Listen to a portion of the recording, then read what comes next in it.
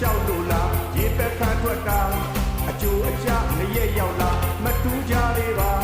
အတဲနေကိုရောက်လို့လားအဲ့ဒီမှာစတွေ့တာ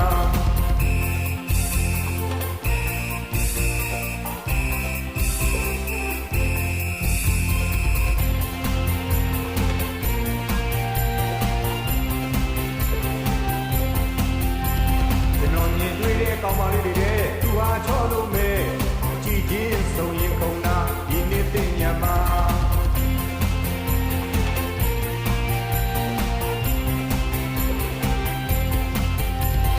နေစတဲ့နေ့ရောက်တဲ့အခါโอเคသွားတယ်ဗျာနောက်နေ့တွေမှာပြန်ဆုံးမဲ့သူကချိန်သွားတယ်ဒီနေ့တကူလာပြောတယ်ဗျာကြီးသားလေးတယောက်ရဟာဟာဟာ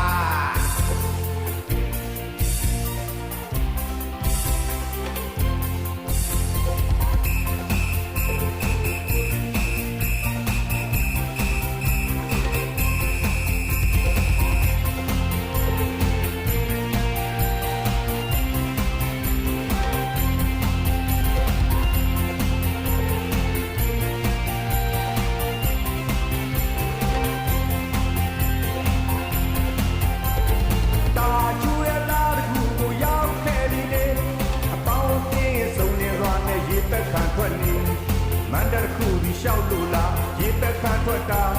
အကျိုးအကျလည်းရဲ့ရောက်လာမတူးကြလေးပါအတဲနေကိုရောက်လို့လားအဲ့ဒီမှာစတွေ့တာ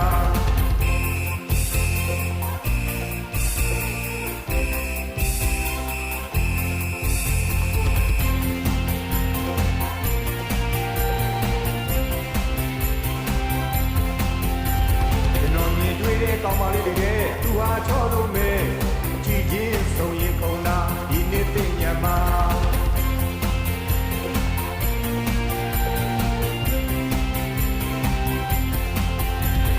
နေစတဲ့နေ့ရောက်တဲ့အခါโอเคသွားတယ်ဗျာနောက်နေ့တွေမှာပြန်ဆုံးမဲ့သူကချိန်သွားတယ်ဒီနေ့တကူလာပြောတယ်ဗျာကြီးသားလေးတယောက်ရ